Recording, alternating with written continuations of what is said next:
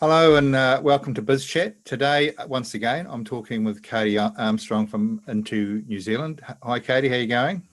Hi, Phil. I'm very well, thank you. Okay, so we've got a few things to talk about today.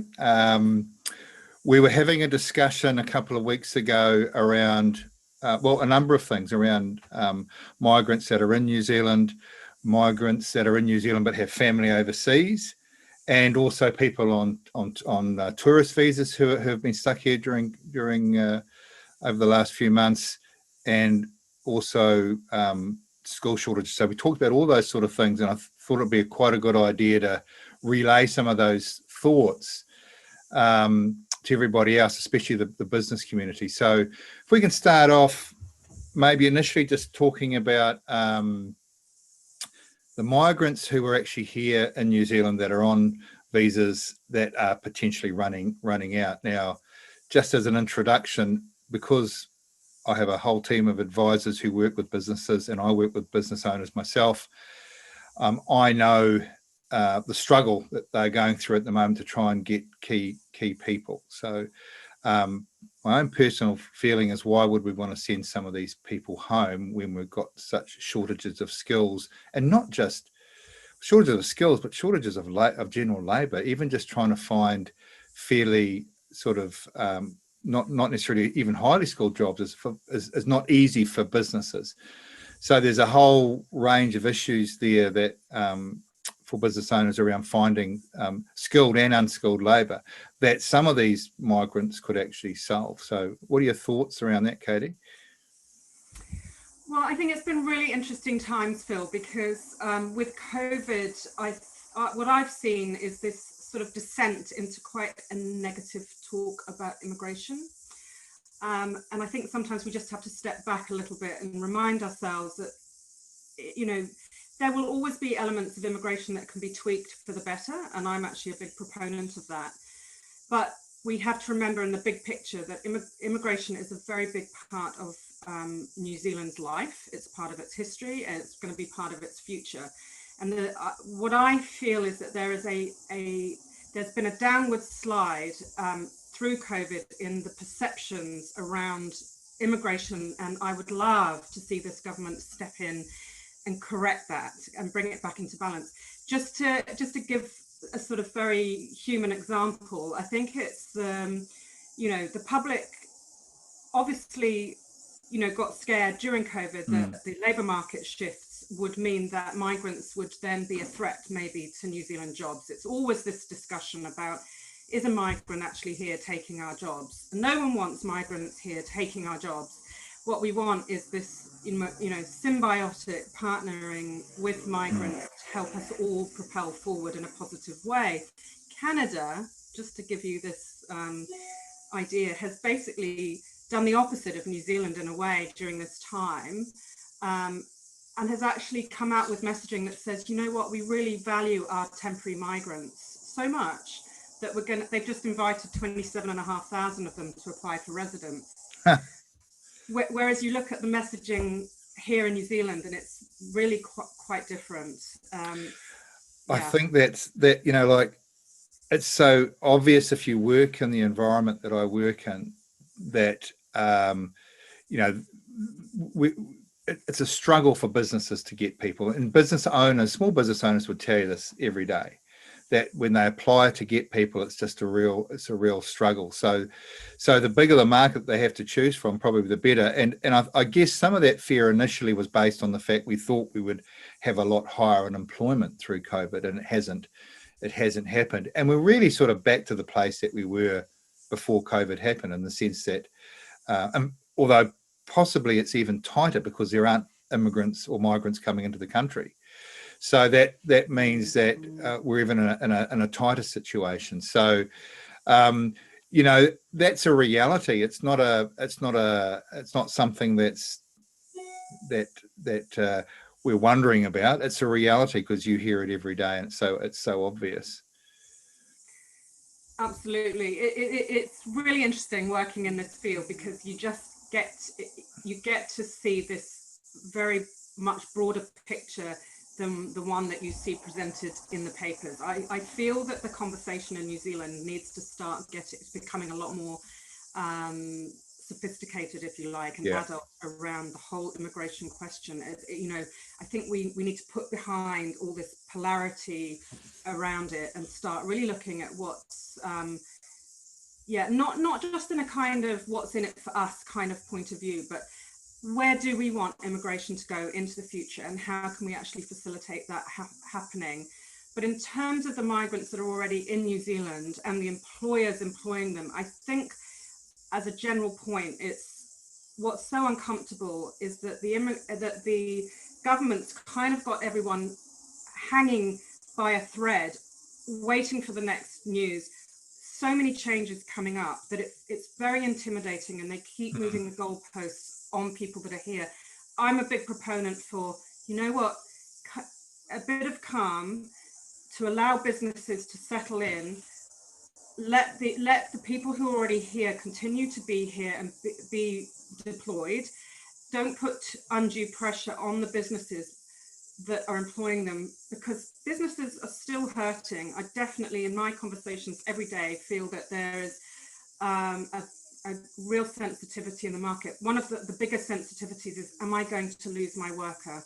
I've plowed a lot of energy, whether it's emotional energy or time and training, money, or perhaps that employee is just so utterly critical to the business. What's going to happen to them? Because they know that the goalposts are being sharply moved, and the government is going to plow ahead with some very sharp movements this year. Well, that's so true, because what's happening and with a lot of businesses is, and again, this may have been a surprise to think about 7 or 8 months ago, but what's happened is that a lot of businesses are extremely busy. They're under a lot of pressure. It's the business community is still very, very vibrant. Not all sectors, some sectors have been really hurt by COVID, but a lot of other sectors are actually extremely busy. I've got some clients that are having their best year ever, but some of those clients do have migrants on visas and are worried about losing those people.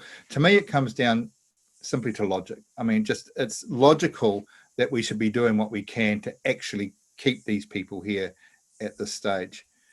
Well, it's a common complaint that, when you've got a bureaucracy like Immigration New Zealand, they don't behave in a business-like fashion. They're not very good at risk assessing.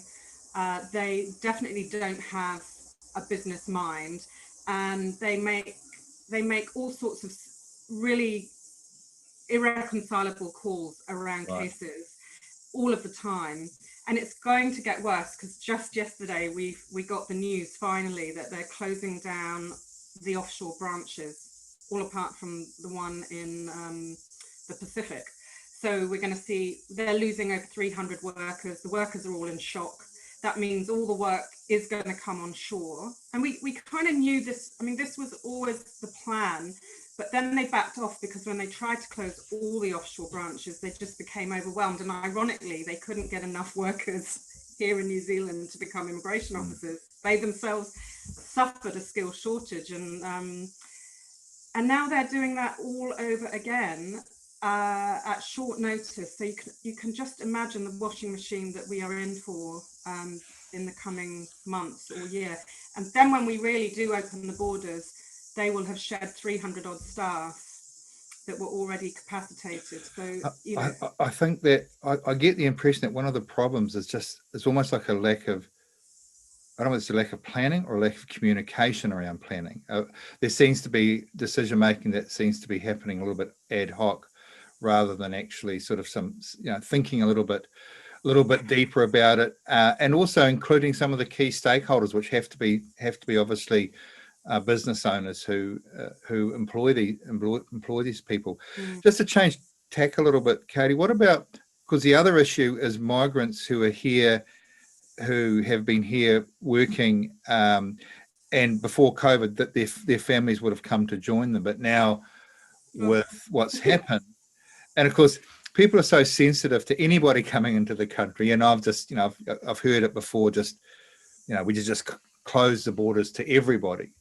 I personally think that's probably a little bit unrealistic, but I think my thing is that there's humanitarian aspect to this, and if we can let in sports teams, if we can let in the Wiggles and a few other people, we should surely be letting in the families of the people that are working here.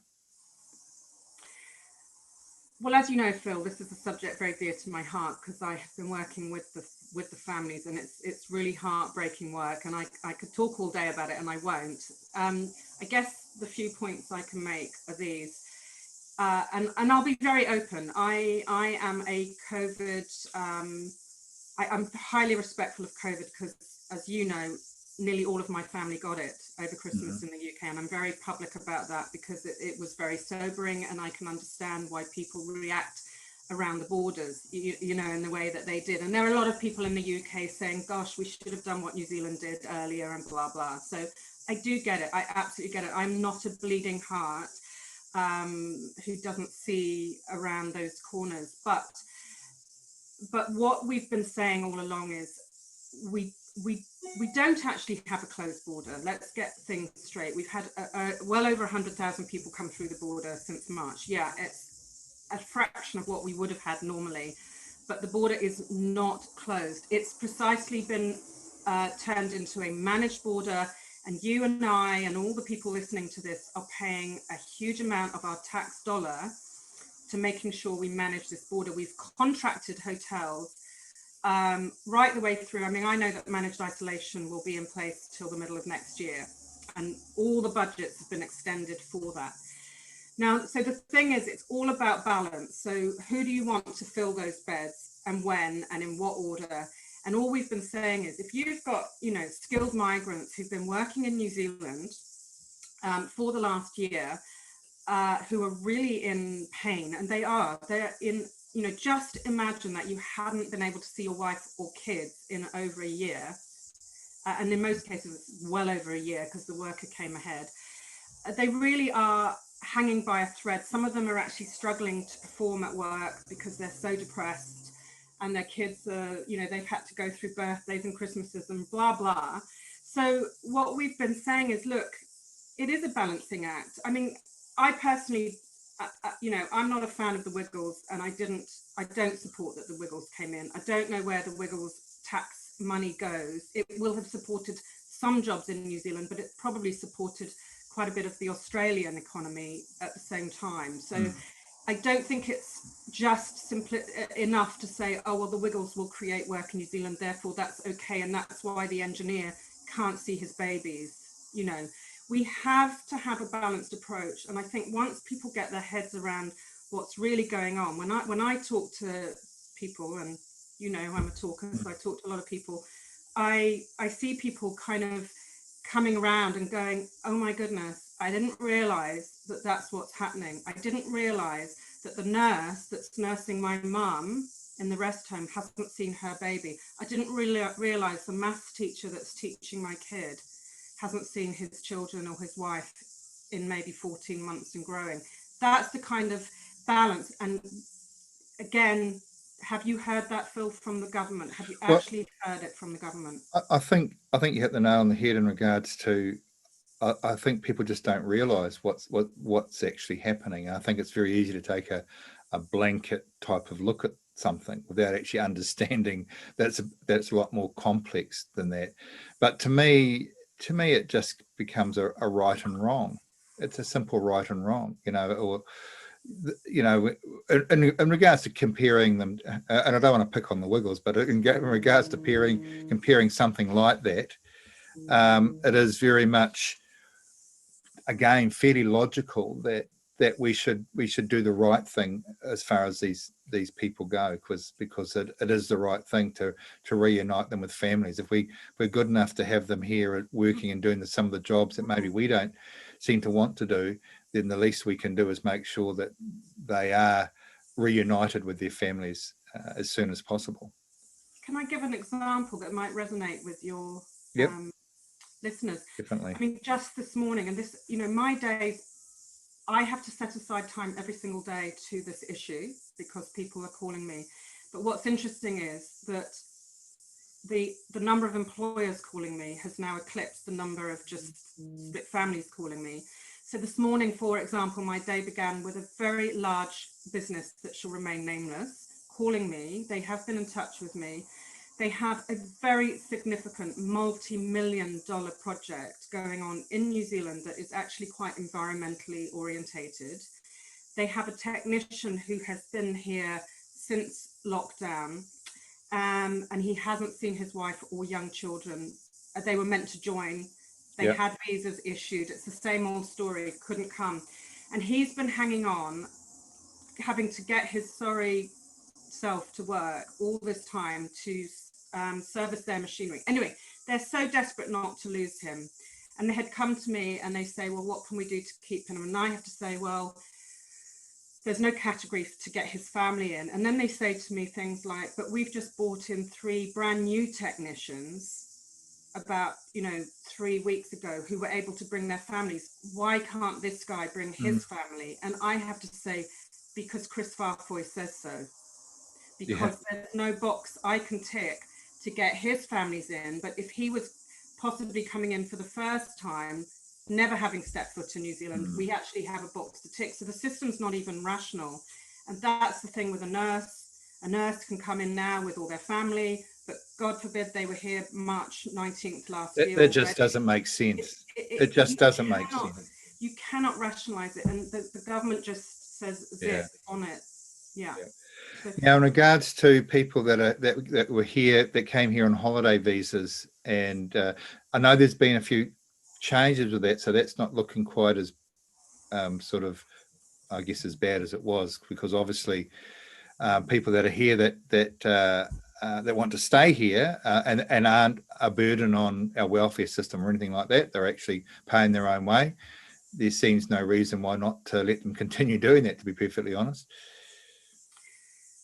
Well, just to give that context, so you imagine last March, there were all these people in New Zealand visiting. A lot of them were visiting, they might have just been tourists and they got stuck here. But a lot of those have gone home. They've been gradually sort of filtering out. But they got their visas extended. But what happens is the government just keeps them on very short leashes now. And what was going on last week was that all their visas were due to run out this week. And the calls we were getting, the majority were very, very upset Kiwis saying, I've got mum and dad here from the UK or America or Poland or wherever. What am I supposed to do? Because I've just had an email from New Zealand, Immigration New Zealand, saying they need to either leave or they need to prove that they literally cannot fly. Now, being not able to fly is not the situation we're in, because like for the UK, you can get on a plane. There are flights, albeit through Singapore. The issue was more, I don't want to put my 60, 70, 80-year-old parent on that plane to the UK at this point in time. They're unvaccinated, they're going in, and it's not a good time. So, and we were banging on the door, please, can you not have people hanging on this? It was nail biting, their visas were due to run out. Eventually, Friday morning, so precisely 4 working days before all these visas were due to expire, Chris Farfoy did come out and said magnanimously, oh, we'll extend by 2 months. So yeah, fine, we go, great, sigh of relief. But this, and I think this is the telling point about where we've reached in our national psyche around immigration. He then is published in the paper basically saying, yes, okay, we've extended by 2 months, but don't ever forget that you're just guests here.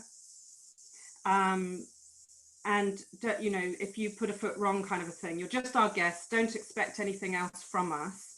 It was a very negative message, I thought. It could have been a lot more welcoming, saying unnecessary message. And this is what I mean. This is how we are seeing our migrants being treated generally. It's like you're absolutely the lowest. It's almost like a caste system. Yeah. I mean, immigration's always been a political football to some degree, but I think over the last few years there's been a recognition that they have added tremendously to the economy. They have been a positive influence. Migrants have been a positive influence, and our business community in particular, but also places like rest homes and other places.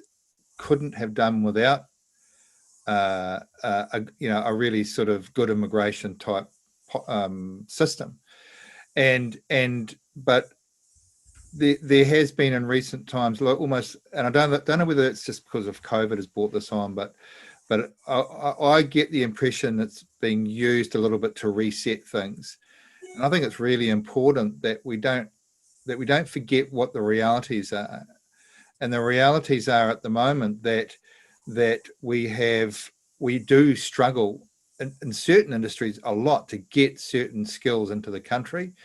But in general terms, we also struggle to get, I've got 3 or 4 businesses at the moment applying for different positions. And, when you look at the applicants they get, there's hardly any. And most of them are actually migrants. And they're getting very few Kiwis applying for these jobs. And so, the proof's out there. It's not some sort of imaginary thing. It's really important going forward as we go through what we've COVID and as hopefully things get better, that we don't use this as some sort of way of imagining that there's something, using it in a way that actually is going to be harmful to us in the end, or harmful to our economy. Well, I absolutely think that New Zealand has to start this conversation. There needs to be a really open conversation. We need to walk the talk of being a world leader on this kind of thing, and actually do some belly gazing, but not too much belly gazing either, but just enough to actually come up with a proper set of policies that bring some balance to the whole equation. Because you're right, there are absolutely skill sets that will always not be filled in a country. We do live in a modern global age, and I find the conversations at the moment really depressing because they're not aspirational. Aspiration is wanting to be a draw card and create a really beneficial immigration regime that's not just, what I've called it, all in my mind, it's all about positive impact immigration. You obviously want the immigration into your country to have a positive impact, but it's how you view it, it's the lens through which you view what that positive impact might be. It's not all about dollar signs. It's not always about a highly paid skill set. It can actually be your crane operator at the port. It can be your person working in the rest homes. We're all heading in the direction of rest homes. We need to think very carefully about what we know that our children are raised not to think that is the job that they want to do. Despite all the pay equity settlements and pay being increased, there are still those jobs that people don't particularly want to do, or particularly, I look at there was an arborist in my garden yesterday, and you just know that there's no wonder that arborists are in short supply, because not everybody wants to get up to those heights in a tree, strapped to a tree, where if they fall, they're going to fall to their death. It's not for everybody, and we are short of lots of skills. And we are a population of 5 million. I think one of the problems is that there's been some poorly controlled immigration in the past, and so they're using that all government led. But people don't get into the country by stealth in New Zealand. They come in at the invitation through a visa system. So we need to acknowledge our mistakes and come up with a positive set of policies. But we're stuck always in this bureaucratic negative mindset. And now that's topped by a very authoritarian government mindset that has... And some of that could be solved by actually being a bit more inclusive and getting the feedback from people like yourself, like people that are involved in the business community, and just getting a lot better of idea of actual situations. Like I said, there seems to be some of the decision making to me, it just doesn't make sense. Some of the decision making, I wonder where it comes from. But I think we'll leave it there, Katy. I think that was a good way to end this conversation. I think some really good points you raised there, and I think these are issues that demand a lot of thought, but I think they're also issues that that need to be out there in the public so people actually understand them a lot better. So I would say that just talking today has helped do that. So really great to talk to you again, and enjoy the rest of your day, Katy. Thanks, Phil. Okay, bye.